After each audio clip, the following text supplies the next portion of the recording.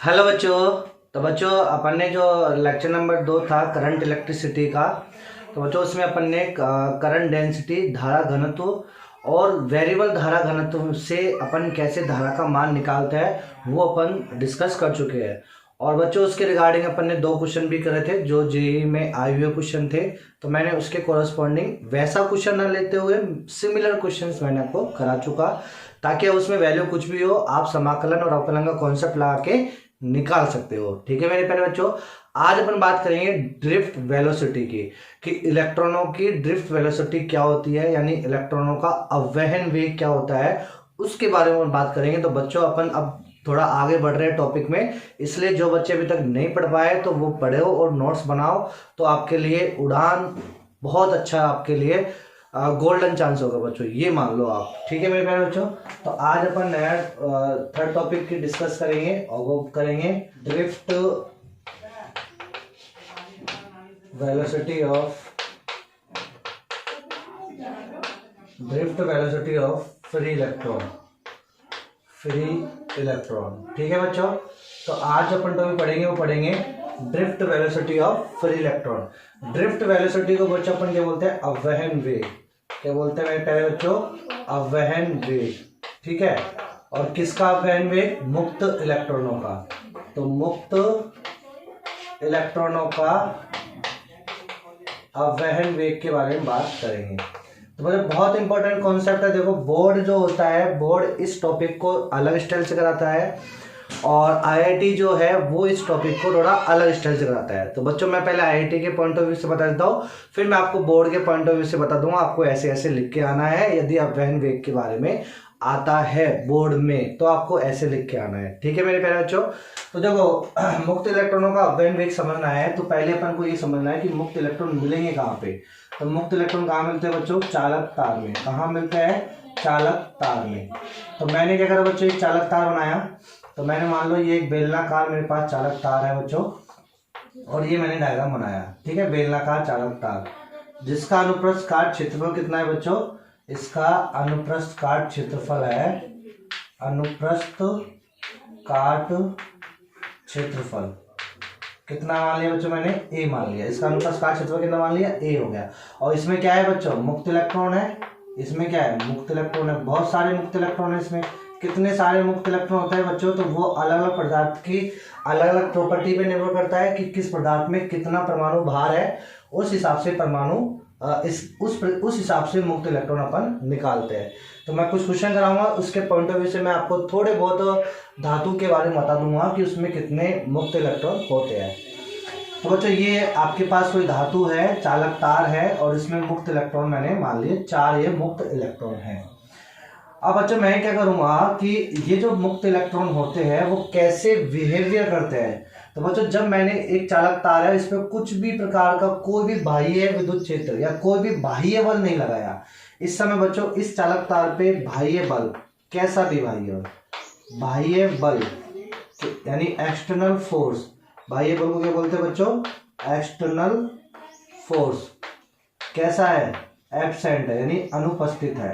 कैसा है? अनुपस्थित है। ठीक है बच्चों, तो किसी भी बाह्य बल के अनुपस्थिति में चालक तार में स्थित मुक्त इलेक्ट्रॉन, चालक तार में स्थित मुक्त इलेक्ट्रॉन कैसे बिहेवियर करते हैं? ये कैसे करते हैं? जैसे कि गैस के कंटेनर में स्थित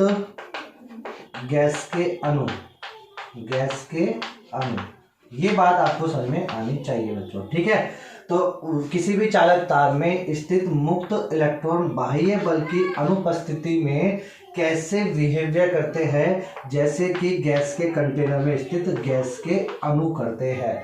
यानी गैस के अणु क्या करते हैं बच्चों? यादृच्छिक गति करते हैं। क्या करते हैं बच्चों? यादृच्छिक गति, यानी ब्राउनियन मोशन करते हैं।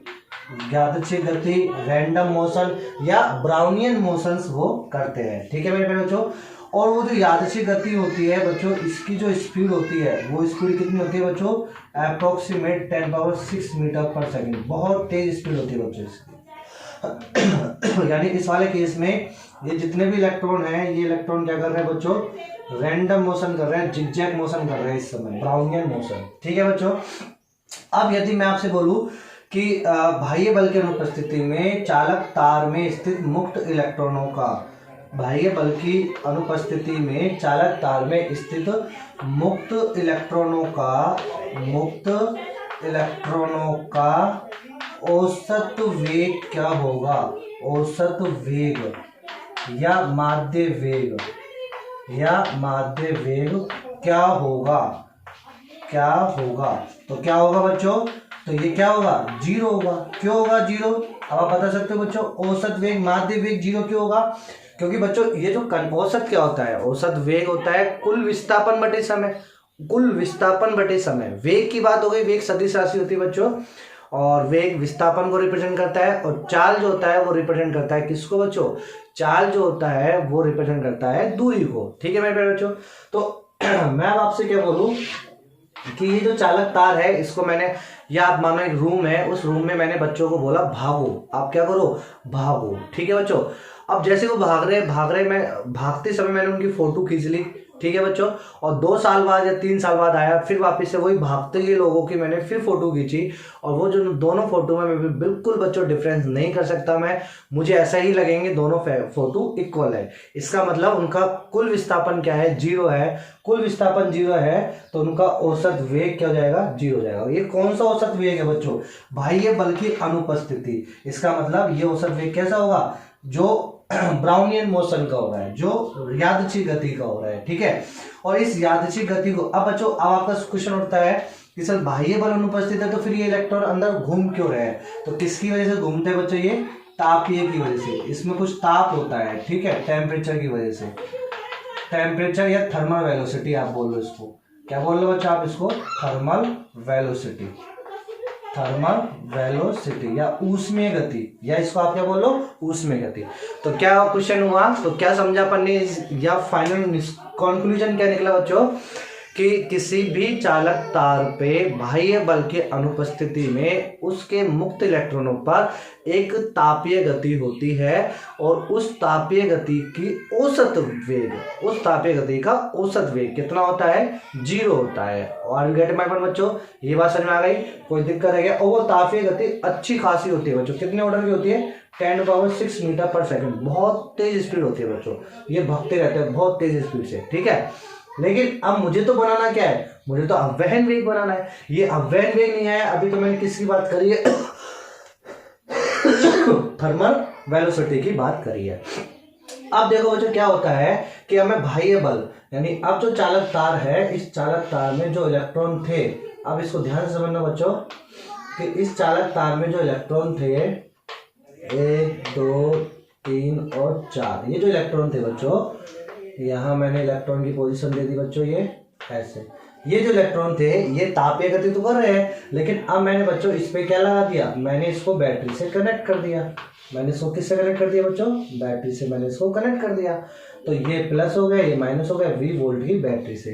तो बच्चों ये जो V वोल्ट की बैटरी है, ये चालक तार के सिरों पे क्या उत्पन्न कर देगा, तो बच्चों ये चालक तार के सिरों पे ऐसे V विभवांतर क्या कर देगा, उत्पन्न कर देगा। तो V वोल्ट की बैटरी चालक तार के सिरों पर V विभवांतर यानी V पोटेंशियल क्या कर देगी, डेवलप कर देगी। और अपन जानते हैं बच्चों, विद्युत क्षेत्र जो होता है, इलेक्ट्रिक फील्ड जो होता है, वो किधर से किधर होता है, हाई पोटेंशियल से लो पोटेंशियल। तो विद्युत क्षेत्र जो लगेगा उस पे ये लगेगा। इसका मतलब बच्चों अब इस पे ये जो चालक तार के जो मुक्त इलेक्ट्रॉन है, इन पे बाह्य बल अनुपस्थित नहीं है। अब इन पे क्या लगेगा बच्चों, एक बल लगेगा जिसे अपन बोलते हैं विद्युत बल। और ये बल किधर लगेगा बच्चों, तो बल जो लगेगा इलेक्ट्रॉनों पे, जो बल लगता है वो ई की दिशा के विपरीत दिशा में लगता है। देखो बच्चों, यदि ये पॉजिट्रॉन होता, प्लस के आवेश होता, तब तो ये ई की दिशा में ही लगता, लेकिन ये नेगेटिव है, इस वजह से क्या होगा बच्चों, ये ई के विपरीत दिशा में। तो अब क्या होगा बच्चों कि जो चालक तार जो तापीय गति कर रहे थे, ब्राउनियन मोशन कर रहे थे, अब उनपे एक फोर्स इधर भी लगेगा, किधर की तरफ, ई के विपरीत दिशा में एक फोर्स इधर लगेगा। ठीक है। और एक गति, तो बच्चों एक तो इलेक्ट्रॉन के कारण इस पे इधर फोर्स लगेगा, और एक खुद की इसकी क्या होती बच्चों, तापीय गति होती थी। इन सबकी क्या होती थी, तापीय गति होती थी ऐसे। ठीक है मेरे प्यारे बच्चों। तो एक तापीय गति है और एक इलेक्ट्रॉन की वजह से इसके ऊपर क्या लगा, एक बल लगा, यानी एक त्वरण आया जिसकी वजह से ये किधर मूव करेगा, इधर। तो अब इसके पास कितनी वेलोसिटी हुई, 2 वेलोसिटी। तो मैं आपको समझाना चाहता हूँ बच्चों कि ये जो इलेक्ट्रॉन है पहले ये तापीय गति कर रहा था, फिर इसके पास इलेक्ट्रॉन इधर आया। तो बच्चों इसकी वजह से अब ये जो इलेक्ट्रॉन होगा वो कैसे करेगा, ये रैंडम गति करना स्टार्ट कर देगा, यानी ऐसे आगे।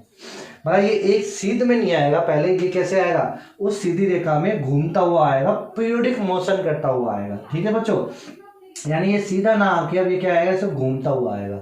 और बच्चों अब ये इधर आ क्यों रहा है, क्योंकि इसके ऊपर क्या हुआ बच्चों, ये अब मैं आईआईटी के पॉइंट ऑफ व्यू से बता रहा हूँ ये वाला कॉन्सेप्ट, फिर मैं बोर्ड के पॉइंट ऑफ व्यू से बताऊंगा कि यहाँ से आपको कैसे करना है।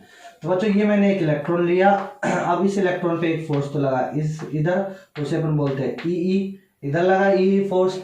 अब बच्चों क्या होगा कि ये जो इलेक्ट्रॉन बाह्य बल की उपस्थिति के कारण इसके ऊपर क्या लगा, एक त्वरण लगा एक। अब ये जो त्वरण आया ना इसके पास, बल आया तो त्वरण आ गया। अब त्वरण की वजह से क्या होगा बच्चों, जैसे ही त्वरण लग गया तो त्वरण क्या करेगा, इसके वेग को बढ़ाना स्टार्ट करेगा। जैसे ही वेग बढ़ेगा तो बच्चों अब क्या होगा, ये एक सीधे पथ पे रैंडम मोशन करेगा, एक सीधे पथ पे ऐसे जिगजैग मोशन करेगा। और बच्चों ये क्या करेगा, यदि इसकी स्पीड बढ़ेगी तो साइड में जो इलेक्ट्रॉन है वो साइड वाला इलेक्ट्रॉन इसको क्या करेगा, कोलाइड करेगा, यानी टक्कर मारेगा। समझ आया बच्चों, यानी ये जो इलेक्ट्रॉन है इस इलेक्ट्रॉन पे जैसे ही ई आया तो इसके पास त्वरण आ गया, त्वरण आएगा तो ये क्या होगा, इसकी गति को बढ़ाएगा त्वरण। यदि किसी भी वस्तु पर त्वरण यदि लग गया तो बच्चों वक्त के साथ साथ उस स्पीड को, उस वस्तु की स्पीड को त्वरण क्या कर देता है, बढ़ा देता है। ये बात आप समझ लेना बच्चों। मान लो मेरे पास वेग 0 है और मैंने त्वरण लगा दिया, तो बच्चों समय के साथ मेरा वेग बढ़ता चला जाएगा त्वरण यदि है तो। ठीक है बच्चों, तो ये इलेक्ट्रॉन का वेग त्वरण आ गया तो इसका क्या होगा, वेग बढ़ेगा, और बढ़ेगा तो ये जो इलेक्ट्रॉन है इस इलेक्ट्रॉन से क्या करेगा, ये टक्कर करेगा, इस इलेक्ट्रॉन से क्या करेगा, टक्कर करेगा, जिसकी वजह से इसके अपोजिट दिशा में क्या लगेगा बच्चों, एक फोर्स लगेगा जिसे अपन बोलते हैं एफ अपोजिशन फोर्स।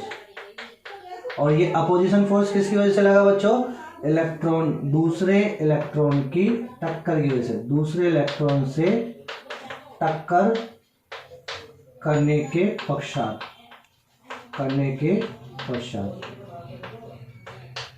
ठीक है मेरे बच्चों, तो ये एफ अपोजिशन कब लगा, जब एक इलेक्ट्रॉन दूसरे इलेक्ट्रॉन से क्या कर जाता है, टक्कर कर जाता है। किस वजह से कर जाता है, जब इसके पास एक त्वरण आया, उस त्वरण से इसका वेग बढ़ा।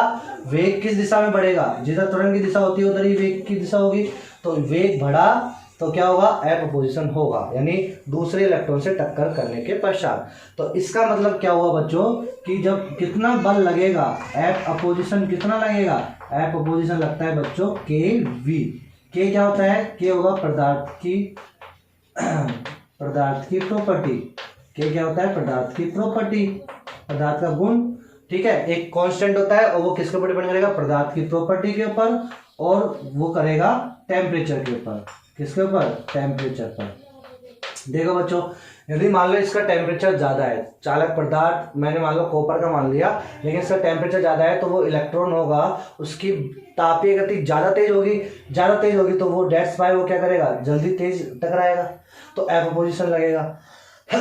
तो इसका मतलब ये होगा बच्चों कि मैं इसको वापस समझाऊं, तो मेरे पास एक इलेक्ट्रॉन था, इसके ऊपर यहाँ पे फोर्स लगा ई, जिसकी वजह से त्वरण आया, त्वरण की वजह से इसका वेग बढ़ेगा वेग v बढ़ेगा, तो बच्चों विपरीत दिशा में क्या होगा, विपरीत दिशा में इसके ऊपर एफ अपोजिशन लगेगा, और वो एफ अपोजिशन कितना लगेगा, के वी।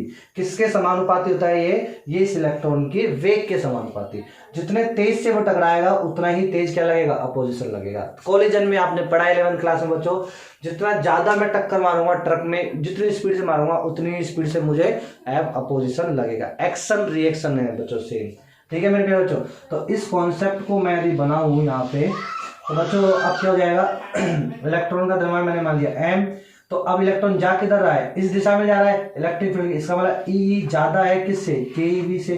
तो परिणामी बल जब मैं लिखूंगा इस पे, तो परिणामी बल एक इलेक्ट्रॉन पे, तो क्या जाएगा परिणामी बल एक इलेक्ट्रॉन पे, एम ए बराबर एम ए हो जाएगा ना। देखो एम और ए इधर है तो एम ए बराबर क्या जाएगा, ई माइनस के वी। ठीक है मेरे प्यारे बच्चों, तो परिणामी बल कितना हो जाएगा, ma बराबर ई माइनस के वी। ओके मेरे प्यारे बच्चों, तो यहाँ से a बराबर कितना हो जाएगा, a बराबर हो जाएगा ई माइनस के वी अपॉन एम। तो ये हो गया परिणामी त्वरण, किस पे, इलेक्ट्रॉन पे, किसकी वजह से, जब वो कोलाइड कर रहा और उसके ऊपर बाह्य बल लग रहा हो, यानी विद्युत क्षेत्र भी लग रहा है, तब जाके परिणामी बल इतना हो जाएगा। अब मेरी बात सुनो बच्चों, सबसे ज्यादा पीएचडी की बात होगी यहाँ से। अब बच्चों मेन कॉन्सेप्ट क्या है, यहाँ पे मैं आपको सिखा देता हूँ, थोड़ा सा इसको अच्छे से गौर फरमाना। बच्चों मेन कॉन्सेप्ट क्या हुआ, यदि ए बढ़ेगा तो फिर क्या होगा बच्चों, V बढ़ना स्टार्ट होगा, और V बढ़ना स्टार्ट हुआ तो एक समय ऐसा आएगा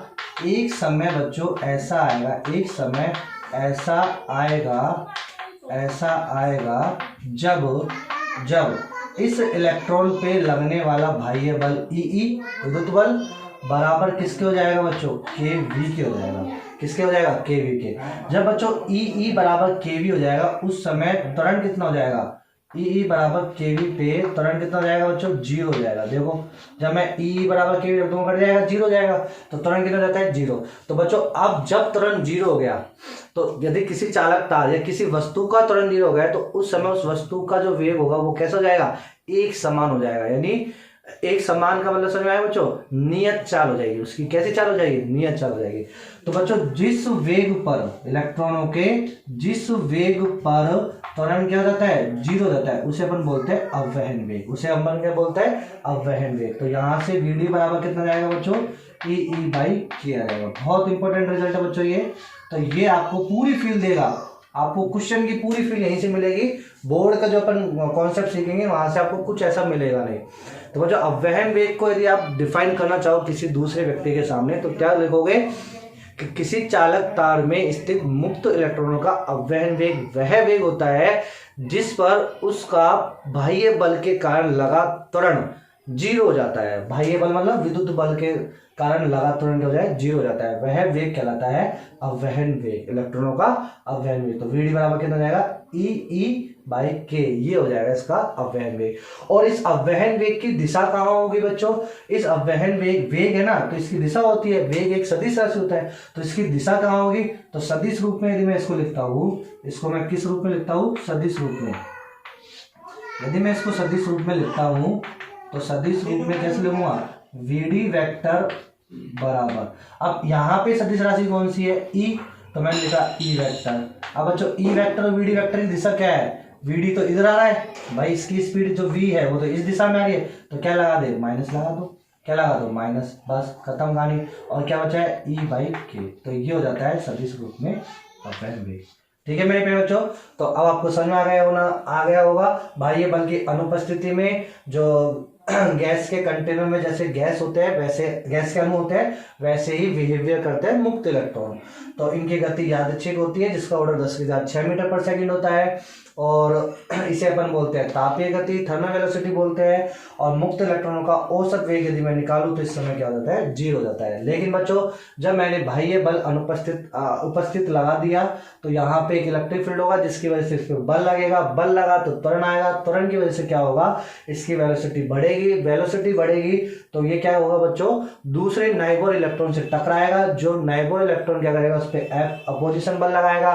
वो जो अपोजिशन बल लगता है वो किसके समानुपाती होगा, इसकी स्पीड के ऊपर, कितनी इसकी स्पीड हुई है। तो इस प्रकार परिणामी बल क्या जाएगा, ई माइनस के वी बाई एम। अब बच्चों मुझे क्या करना है, मैंने ये देखा कि ए बढ़ेगा तो V बढ़ेगा। एक समय ऐसा आएगा जब ये दोनों बल क्या हो जाएंगे, समान हो जाएंगे। जब दोनों बल समान होंगे तो त्वरण क्या हो जाएगा, 0 हो जाएगा।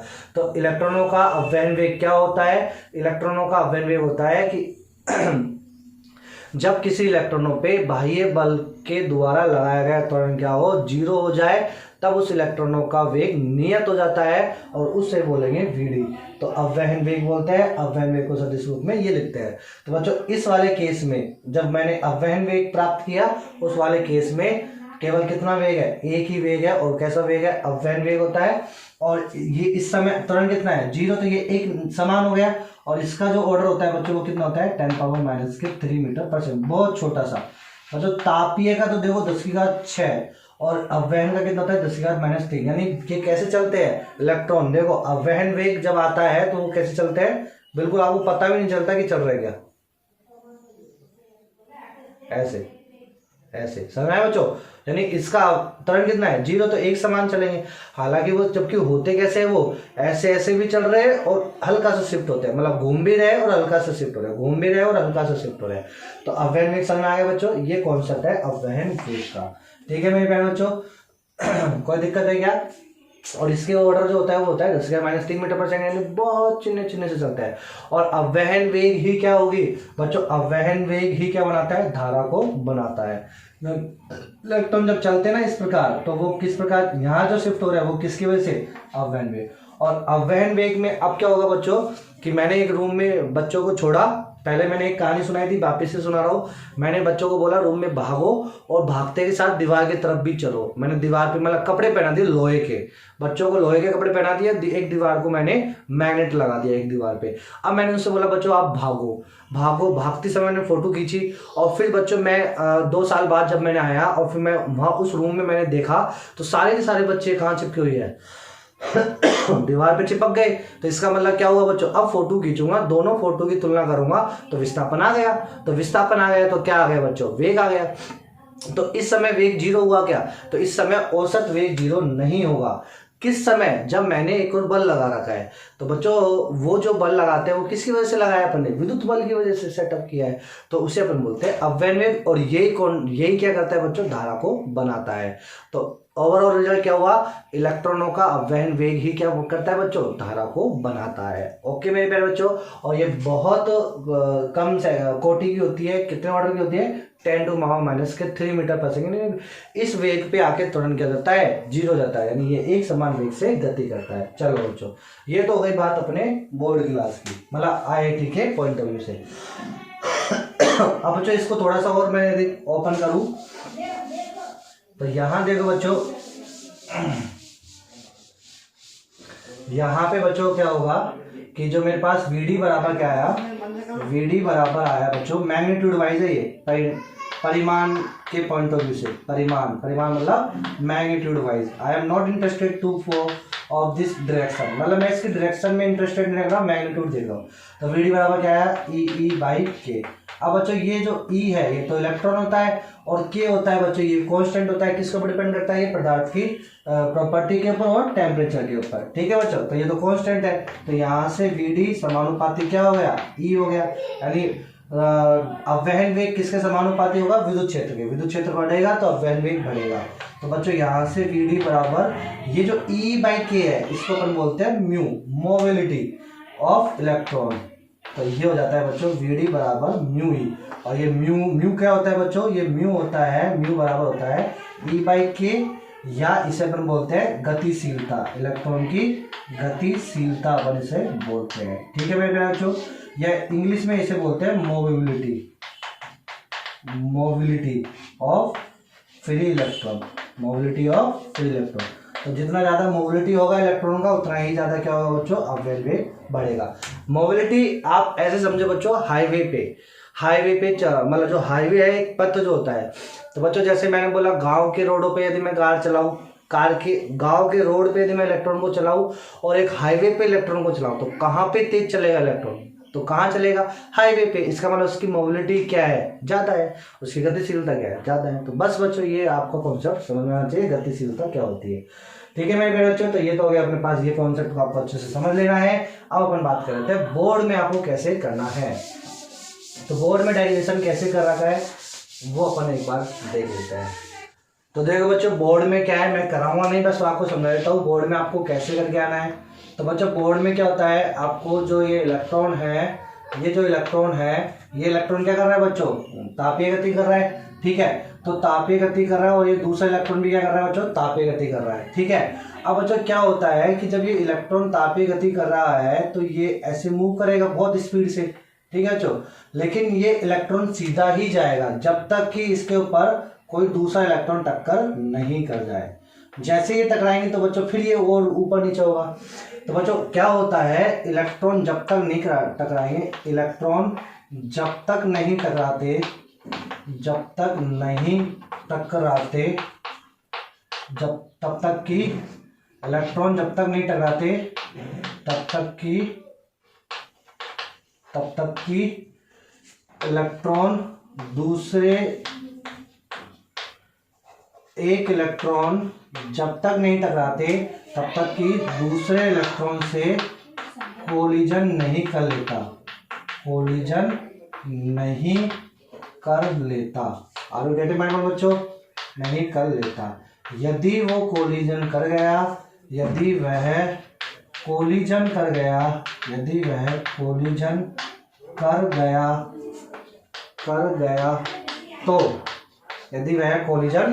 गया तो उसकी स्पीड शून्य हो जाएगी। उसकी स्पीड क्या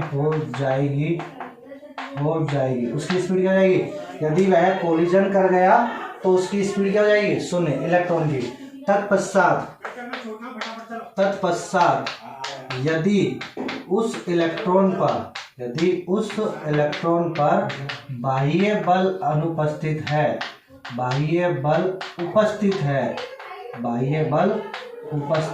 है तो वह इलेक्ट्रॉन फिर से गति करना स्टार्ट करेगा।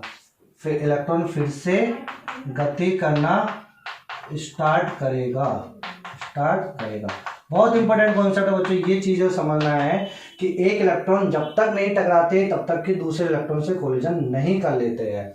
ठीक है बच्चों। अब जैसे मान लो ये इलेक्ट्रॉन तो सीधा, तब तक तो कैसे चलेगा? सीधा चलेगा। कोलिजन से पहले, इसका मतलब इलेक्ट्रॉन के कोलिजन के पूर्व कैसा पथ होता है? पाथ जो होता है वो कैसा होता है? सीधा। क्यों? क्योंकि वो सीधा चलेंगे। ठीक है। तो इलेक्ट्रॉन, दो क्रमागत इलेक्ट्रॉनों के पूर्व, कोलिजन से पूर्व कैसा पाथ होता है? सीधा पाथ होता है। अब बच्चों देखो, मैं स्टार्ट कहाँ से करूंगा? बच्चों मैंने इस पे क्या लगा दिया? बाह्य बल लगा दिया। V वोल्ट की बैटरी जब मैंने लगाई तो यहाँ पे पोटेंशियल हो जाएगा, इलेक्ट्रिक फील्ड यहाँ हो जाएगा। अब देखो बच्चों, मैंने क्या करा, एक बार मैंने इनको टकरा दिया। टकराने के बाद क्या होगा? यदि वह कोलिजन कर गया, टकरा गया, तो उसकी स्पीड शून्य हो जाएगी। तो उसकी स्पीड क्या हो जाएगी? शून्य हो जाएगी। तत्पश्चात यदि उस इलेक्ट्रॉन पर बाह्य बल उपस्थित है तो वह इलेक्ट्रॉन फिर से गति करना स्टार्ट करेगा। तो इसका मतलब बच्चों, अब मैंने क्या करा कि मेरे पास ये इलेक्ट्रॉन है, ये टकरा चुका किसी दूसरे इलेक्ट्रॉन से, तो इसके पास वेग जो होगा वो वेग क्या हो गया? शून्य हो गया। अब इसके पास क्या है बच्चों? ई नाम का एक फोर्स है, विद्युत क्षेत्र जो इधर लग रहा है। इससे बाद फिर ये क्या करेगा? फिर से गति करना स्टार्ट करेगा। तो अब इसके पास गति आने लग गई। कब तक? जब तक कि अब ये दूसरे इलेक्ट्रॉन से टक्कर नहीं कर जाता। समझ आया बच्चों? एक बार मैंने टक्कर करा दी है, वेग 0 कर दिया है, फिर मैंने चेक किया है इसके पर बल लग रहा है तो ये फिर से क्या करेगा? गति करना स्टार्ट करेगा। ठीक है बच्चों। और टकराने से पहले, अब इस समय जब टकराने से पहले का जो पाथ होता है उसे अपन बोलते हैं माध्य पथ। इसे अपन क्या बोलते हैं? माध्य पथ। समझ आया? मीन फ्री पाथ, इसे अपन बोलेंगे मीन फ्री पाथ इंग्लिश में। और इस इलेक्ट्रॉन को एक बार टकराने के बाद जब बाह्य बल की उपस्थिति में मैंने इसको स्टार्ट किया तो उस समय अब दूसरे इलेक्ट्रॉन से जब वो टकराएगा तो टकराने से पहले का समय होता है विश्रांति का। तो दो क्रमागत इलेक्ट्रॉनों के मध्य टकराने में, दो क्रमागत इलेक्ट्रॉनों के मध्य टकराने में लगा समय क्या कहलाता है? विश्रांति काल कहलाता है। विश्रांति काल, यानी इसे अपन बोलते हैं रिलैक्सेशन टाइम। क्या बोलते हैं बच्चों इसे अपन? Relaxation time. ठीक है बच्चों, तो ये समझ आ गया। तो मैंने क्या करा? सबसे पहले इलेक्ट्रॉन को टकरा दिया, उसका जो वेग था वो 0 कर दिया। अब उसके पे क्या लगा? विद्युत बल लगा रहा हूं, तो वो इलेक्ट्रॉन उसको स्टार्ट करेगा, क्योंकि उस पर बल आ गया तो उसकी स्पीड बढ़ेगी। और जब तक वो सीधा जाएगा, जब तक कि वो दूसरे इलेक्ट्रॉन से अब टकरा नहीं जाता। तो जब तक वो सीधा जा रहा है उसे तुम बोलेंगे माध्य पाथ, यानी मीन फ्री पाथ। और ये जो दो इलेक्ट्रॉन को टकराने से पहले का जो समय होगा, दो क्रमागत इलेक्ट्रॉनों के मध्य टकराने में लगा समय क्या कहलाता है? विश्रांति काल कहलाता है, जिसे अपन टाउ से रिप्रेजेंट करते हैं। ये बोर्ड की थ्योरी है। तो आपकी किताब में जो बोर्ड में थ्योरी दे रखी है वो इस प्रकार दे रखी है। ठीक है बच्चों, तो इतना समझ लेने के बाद अब अपन क्या लिखते हैं कि माना चालक तार में कितने इलेक्ट्रॉन, माना चालक तार में n फ्री इलेक्ट्रॉन, माना चालक तार के एकांक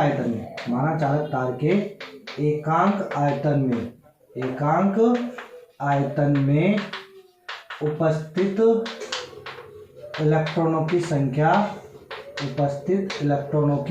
संख्या कितनी मैंने मान ली, n मान ली मैंने, कितनी मान ली, n। माना चालक तार के एकांक आयतन में उपस्थित इलेक्ट्रॉनों की संख्या n, और इस n को क्या बोलते हैं बच्चों, इस n को बोलते हैं इलेक्ट्रॉन घनत्व। क्या बोलते हैं इसको, इलेक्ट्रॉन घनत्व बोल लो या इलेक्ट्रॉन डेंसिटी बोल लो। तो समझ आया बच्चों, इलेक्ट्रॉन डेंसिटी क्या होती है कि एकांक आयतन में कितने इलेक्ट्रॉन स्थित है। ये जो डब्बा है ना, पूरा जो तार है, इसके एकांक आयतन में, इसके एकांक वॉल्यूम में, यानी यूनिट वॉल्यूम में कितना इलेक्ट्रॉन है, उसे अपन बोलते हैं इलेक्ट्रॉन घनत्व। तो इतने इलेक्ट्रॉन है इसके एकांक आयतन में, यानी यदि मैं इसका एकांक आयतन बनाऊं, यानी 1 सेंटीमीटर की लंबाई चौड़ाई ऐसा बना लिया, क्यूब ये आयतन बना लिया एकांक। अब इसमें कितने इलेक्ट्रॉन भरे हुए, इसे अपन बोलते हैं n इलेक्ट्रॉन घनत्व बोलते हैं। ठीक है बच्चों, अब इन सभी की मैंने ऐसे पोजीशन चेक करता हूँ, एक एक पोजीशन निकालता हूँ। तो बच्चों देखो, मैंने अब क्या मान लिया कि माना इसका प्रारंभिक वेग कितना है, u1 है। ठीक है, तो पहला इलेक्ट्रॉन की बात करो, इलेक्ट्रॉन 1, तो इलेक्ट्रॉन 1 का प्रारंभिक वेग कितना है, u1 मान लिया।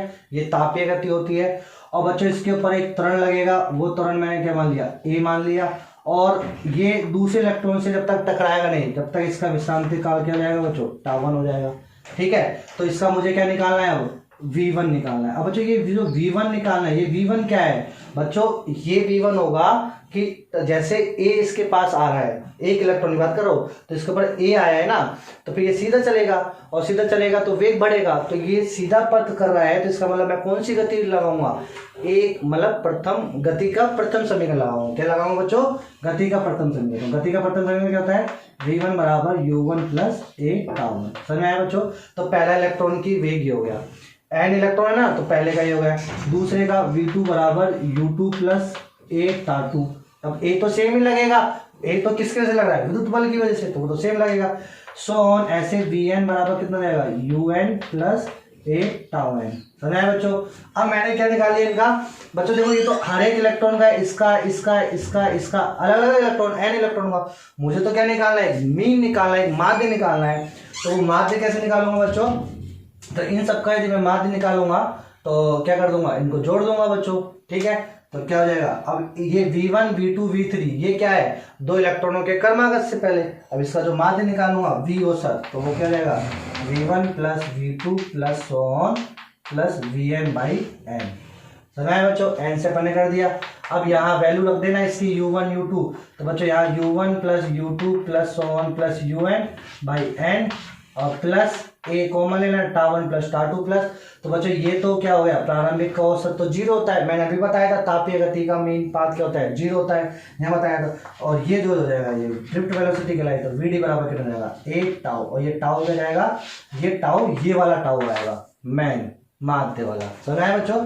तो इस प्रकार आप वहां पे बोर्ड में डेरिवेशन करके आओगे। ठीक है बच्चों, तो ये मैंने आपको बता दिया है। तो इसकी ज्यादा नॉलेज से पहले आपको क्या आनी चाहिए, वो वाला आपको अच्छे से आना चाहिए। ठीक है बच्चों, कैसे क्या रोल होता है। अब बात करेंगे बच्चों अपन किसकी, रिलेशन निकालेंगे किस किस का, अववहन वेग का और धारा का। अववहन वेग और धारा में रिलेशन लेके आएंगे। तो चलो बच्चों इसको निकालते हैं। तो चलिए बच्चों, अब अपना नेक्स्ट टॉपिक जो होगा, वो नेक्स्ट टॉपिक क्या है बच्चों, अववहन वेग यानी vd व धारा यानी I के मध्य संबंध, ये मुझे निकालना है। ठीक है मेरे प्यारे बच्चों। तो अववहन वेग व धारा के मध्य संबंध मुझे स्थापित करना है। तो बच्चों कैसे मैं करूंगा, तो उसके लिए मैंने क्या करा बच्चों, अववहन वेग आ गया, तो अपन जानते हैं कि एक चालक तार ले लिया, और मैंने क्या ले लिया बच्चों, इस चालक तार का मुझे पहले कुछ कंसीडर करना पड़ेगा। तो क्या कंसीडर कर लिया मैंने मान लिया कि इसका इलेक्ट्रॉन घनत्व, मुक्त इलेक्ट्रॉन घनत्व, इलेक्ट्रॉन घनत्व शब्द आते ही आप समझ जाना बच्चों क्या है इलेक्ट्रॉन घनत्व यानी n। इसका मतलब एकांक आयतन में, इसका मतलब क्या है बच्चों, इसका मतलब है एकांक आयतन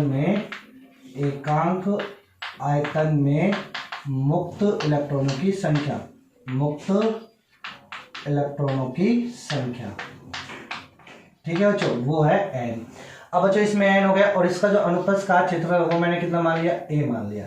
ठीक है बच्चों, अब मैंने इसको किससे कनेक्ट कर दी, मैंने इसको बैटरी से कनेक्ट कर दी। किससे कनेक्ट कर दिया बच्चों, मैंने इसको बैटरी से कनेक्ट कर दिया। ये लो, मैंने इसको बैटरी से कनेक्ट कर दिया।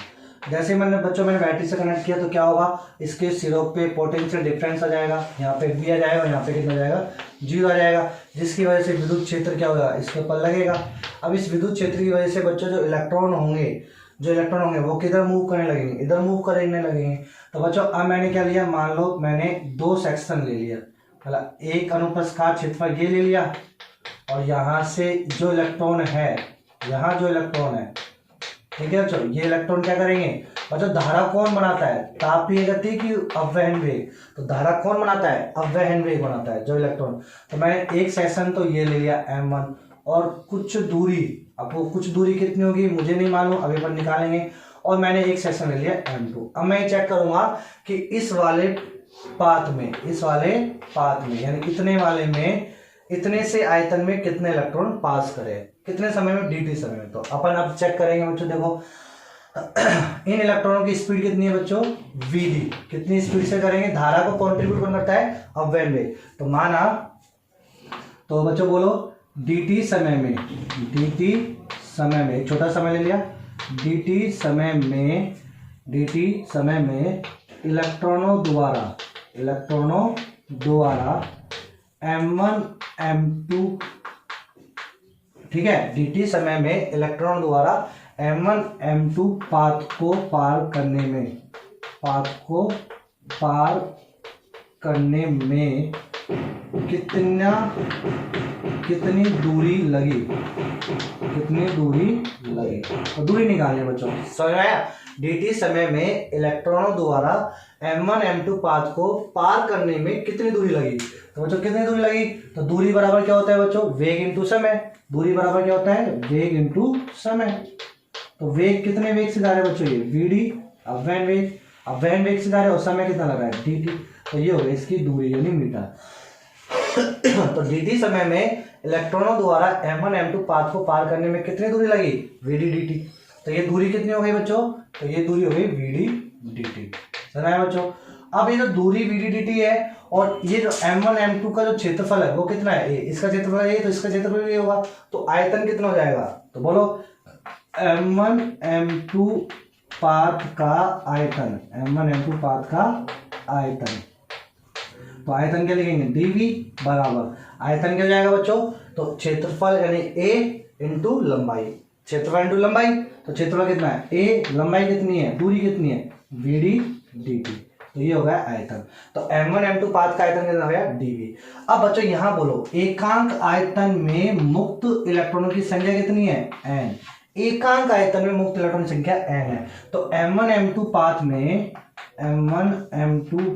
में इलेक्ट्रॉनों की कुल संख्या मुझे निकालनी है। ठीक है मेरे प्यारे बच्चों, अब मुझे क्या निकालनी है, m1 m2 पाथ में इसमें इलेक्ट्रॉन कितने गए। तो कितने इलेक्ट्रॉन गए, तो एकांक आयतन में कितने जाते हैं, n। एकांक आयतन में कितने इलेक्ट्रॉन है, n। तो dv आयतन, m1 m2 का आयतन कितना है, m1 m2 पाथ का आयतन कितना है, dv। तो dv आयतन में इलेक्ट्रॉनों की कुल संख्या कितनी जाएगी बच्चों, n dv। तो कितनी जाएगी, n dv। समझ आया बच्चों, इलेक्ट्रॉन की कुल संख्या n dv। तो n dv कितना है, a vd dt, ये हो गया। समझ आया बच्चों। तो m1 m2 पाथ में इलेक्ट्रॉनों की कुल संख्या कितनी हो गई, na vdt। एक इलेक्ट्रॉनों पे कितना आवेश होता है बच्चों, एक इलेक्ट्रॉन पे आवेश होता है, एक इलेक्ट्रॉन पर आवेश कितना होता है, एक इलेक्ट्रॉन पे आवेश होता है बच्चों E। कितना होता है, E एक इलेक्ट्रॉन पे आवेश होता है। तो m1 m2 पाथ में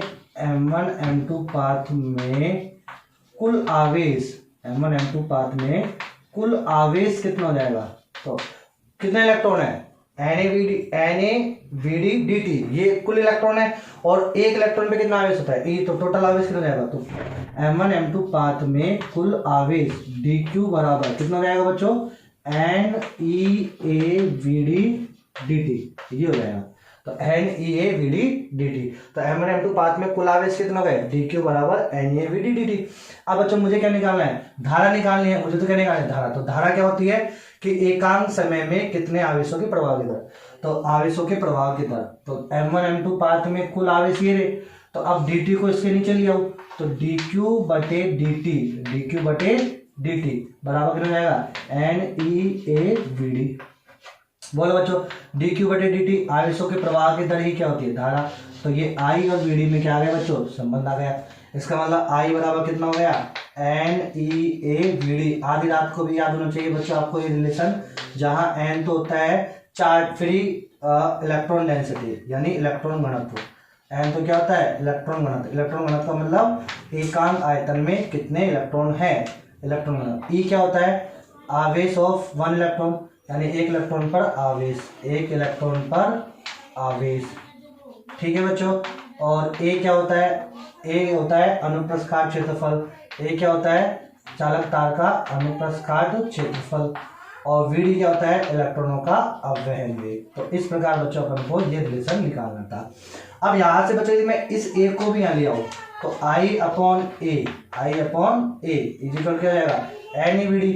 अब मेरे प्यारे बच्चों बोलो I अपॉन A क्या होता है, धारा घनत्व। I अपॉन A क्या होता है, धारा घनत्व। तो धारा घनत्व, अब आपसे कोई पूछ ले कि अपवहन वेग व धारा घनत्व के मध्य संबंध, तो भी यही फॉर्मूला बनेगा, ऐसे ही डेरिवेशन करना है। तो वो कितना जाएगा, J बराबर NEVD। तो J बराबर क्या जाएगा NEVD। तो are you getting my point बच्चों, ये सब आपको याद होने चाहिए, ये सारे रिजल्ट आपको याद होने चाहिए, ठीक है बच्चों। तो ये हो गया किसमें संबंध, अपवहन वेग व धारा में संबंध, ठीक है बच्चों। अब अपने कुछ क्वेश्चंस करेंगे जिससे आपको और अच्छे से क्लियर आ जाएगा कि कैसे सर अपन निकालते हैं, कैसे क्वेश्चंस को करते हैं और कैसे ये कॉन्सेप्ट अपन यूज में लेंगे। तो कुछ क्वेश्चन अब आपके डिस्प्ले पे आएंगे, एक एक क्वेश्चन अपन डिस्कस करते चले जाएंगे, उसके बाद अपन आगे बढ़ेंगे। ओके मेरे प्यारे बच्चों, उतार लो जब तक इसको। तो चलिए बच्चों, अब आपके सामने एक क्वेश्चन आ रहा होगा बच्चों। अभी क्वेश्चन क्या कह रहा है आपसे कि जो चांदी है बच्चों, इस चांदी के एक चांदी का तार है और इसकी लंबाई कितनी दे रखी है बच्चों, इसकी लंबाई आपको दे रखी है 1 मीटर, ठीक है बच्चों। इस चांदी के तार की लंबाई कितनी दे रखी है 1 मीटर। ये चांदी का तार है, ठीक है मेरे प्यारे बच्चों, और इस चांदी के तार की यहाँ से यहाँ तक की लंबाई कितनी दे रखी है आपको 1 मीटर। और इसका जो ये अनुप्रस्थ काट क्षेत्रफल है A, ये कितना दे रखा है बच्चों आपको 1 सेंटीमीटर स्क्वायर। तो बच्चों 1 सेंटीमीटर स्क्वायर को पहले किसमें बदलना है अपन को, मीटर में, तो कितना जाएगा 10⁻⁻4 मीटर स्क्वायर। ये समझ में आया ना बच्चों, 1 सेंटीमीटर में कितना होता है बच्चों, 1 सेंटीमीटर होता है 10⁻⁻2 मीटर। तो इसका मैं स्क्वायर करूंगा तो इसका भी स्क्वायर होगा, इसका भी स्क्वायर होगा। तो 1 सेंटीमीटर स्क्वायर बराबर 10⁻2 का स्क्वायर 10⁻4 मीटर स्क्वायर। तो एरिया कितना जाएगा 10⁻4 मीटर स्क्वायर, ठीक है बच्चों। तो एक चांदी का तार का जिसकी लंबाई 1 मीटर है, क्षेत्रफल कितना है 10⁻4 मीटर स्क्वायर। अब क्या कह रहा है बच्चों आपसे कि इस चांदी के जो तार है इसका परमाणु भार कितना दे रखा है आपको, इसका परमाणु भार आपको देखो Ag का परमाणु भार कितना होता है 108 दे रखा है, और साथ में बच्चों आपको क्या दे रखा है इसका धारा मतलब इसका घनत्व। तो चांदी का जो घनत्व दे रखा है वो कितना देगा 10.5 ग्राम पर सेंटीमीटर क्यूब, ये आपको दे रखा है, ठीक है बच्चों। अब आपसे और क्या बोला है कि चांदी का एक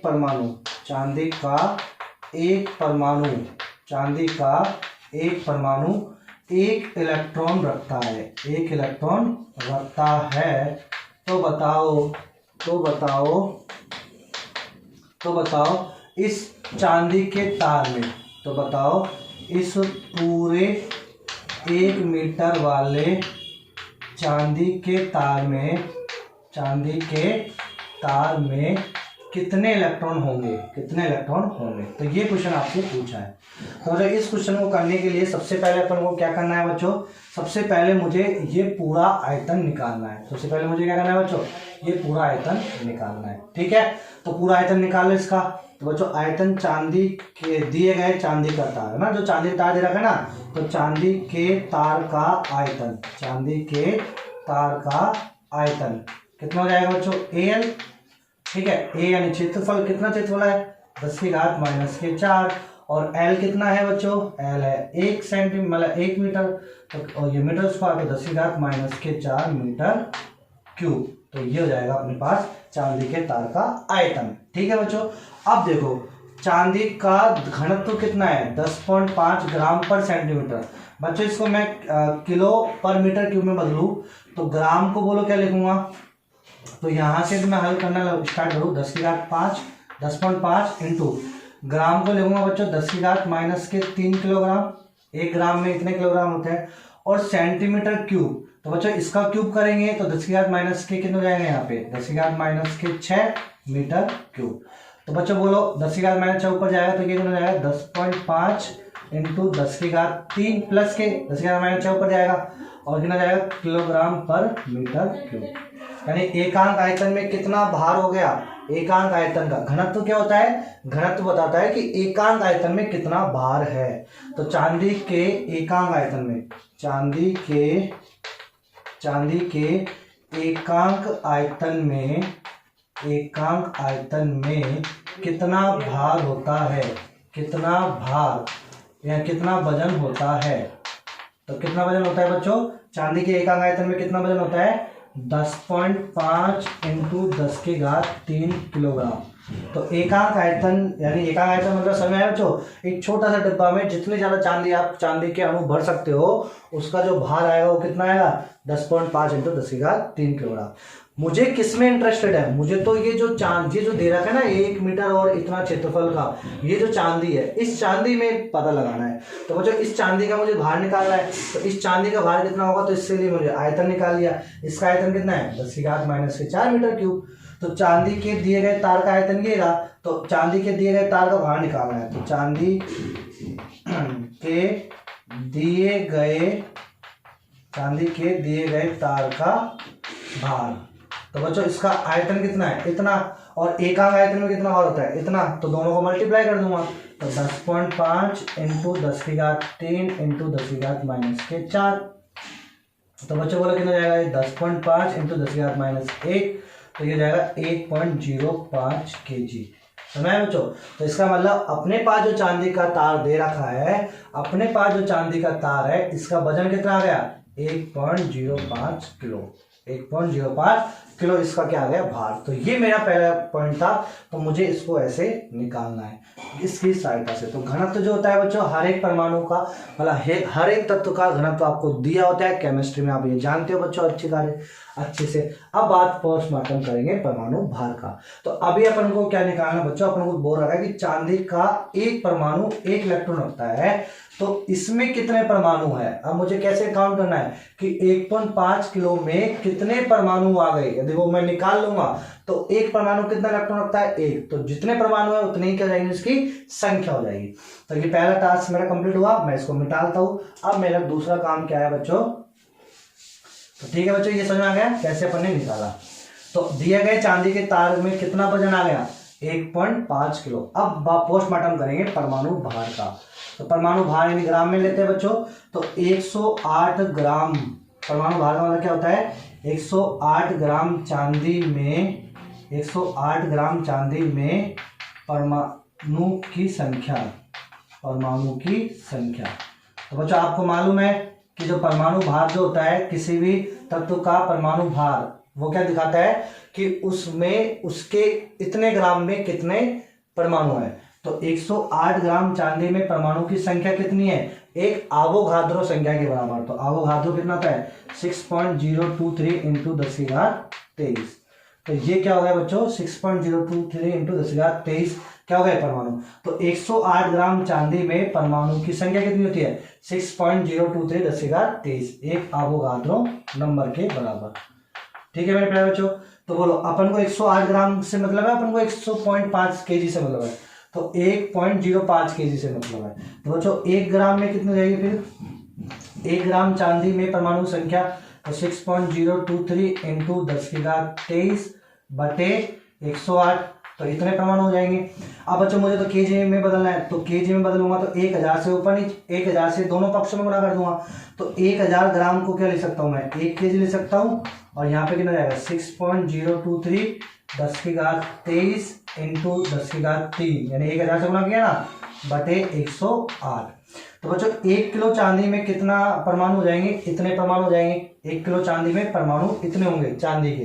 अपन को कितने केजी से मतलब है 1.05, तो 1.05 केजी में कितने परमाणु हो जाएंगे, तो 6.023 इंटू 10⁻3 और 3 26 बटे 108 इंटू क्या लिखूंगा बच्चों यहाँ पे 1.05। समझ आया बच्चों। तो अब 1 किलो चांदी में कितने परमाणु हो गए, ये परमाणु आपके हो गए। ठीक है बच्चों, तो 1 किलो चांदी में इतने परमाणु है। अब आप इसको हल करोगे तो बच्चों इसको हल करके जो आंसर आएगा अप्रोक्सीमेट तो 6.023, चलो मैं कर दूँ बच्चों कैलसी से। बच्चों फोन तो मैंने लगा रखा है, चलो मैं कैलकुलेटर में कर लेता हूँ। तो चलिए बच्चों ये मेरे पास कैलसी है, इस कैलसी से अपन कैलकुलेशन करते हैं। तो वैसे आप करोगे तो आपको भी आ जाएगा बच्चों 6.023 इंटू पहले करते हैं 1.05। ठीक है बच्चों, और इसमें भाग लगा रहे हैं अपन 108 का, तो ये आ जाएगा बच्चों 5.85 इंटू 10⁻24। ठीक है मेरे प्यारे बच्चों, तो 5.85 इंटू 10⁻24 परमाणु हो गए। तो बोला बच्चों इस चांदी में जो अपन को चांदी दे रखी है, इस चांदी का वजन कितना है 1.5 किलो। कैसे निकाला, घनत्व से निकाल लिया। और इसमें परमाणु कितने हो जाएंगे, इसमें परमाणु हो जाएंगे 5.85 इंटू 10⁻24 परमाणु चांदी के। कैसे निकाला, परमाणु भार की सहायता से निकाला। अब अपन को क्या दे रखा है, चांदी का एक परमाणु कितने इलेक्ट्रॉन रखता है, 1 इलेक्ट्रॉन, तो इतने परमाणु है तो कितने इलेक्ट्रॉन हो जाएंगे, तो 5.85 इंटू 10⁻24 इलेक्ट्रॉन फ्री होंगे। Are you getting my point बच्चों, समझ में आ गया, कोई दिक्कत हो तो बोलो। ठीक है बच्चों, चलो तो इस क्वेश्चन को उतार लो, अच्छा क्वेश्चन है। इसके बाद दूसरा क्वेश्चन करते हैं बच्चों, बता दो।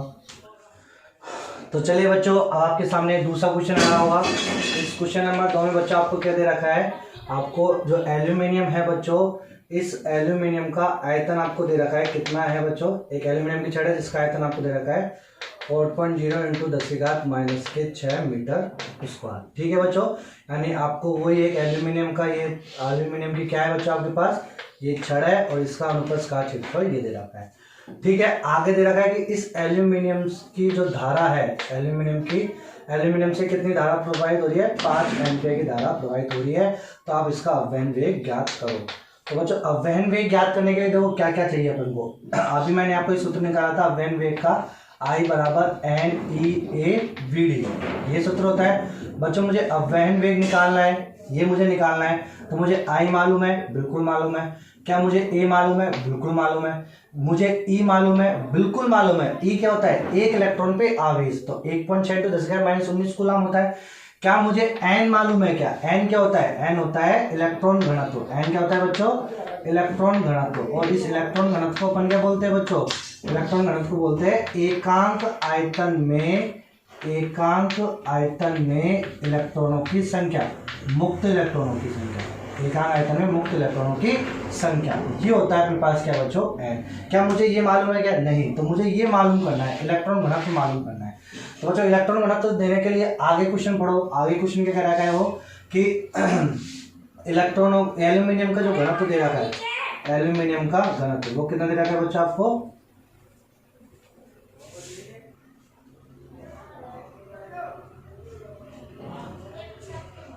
तो बच्चों जो एल्यूमिनियम का घनत्व दे रखा है वो कितना दे रखा है आपको, 2.70 इंटू 10⁻³ kg/m³। ये आपको इलेक्ट्रॉनों का घनत्व दे रखा है। और परमाणु भार जो होता है एल्यूमिनियम का, परमाणु भार वो आपको दे रखा है 27। ठीक है मेरे प्यारे बच्चों। और आपसे क्या बोला है कि एक एल्यूमिनियम का परमाणु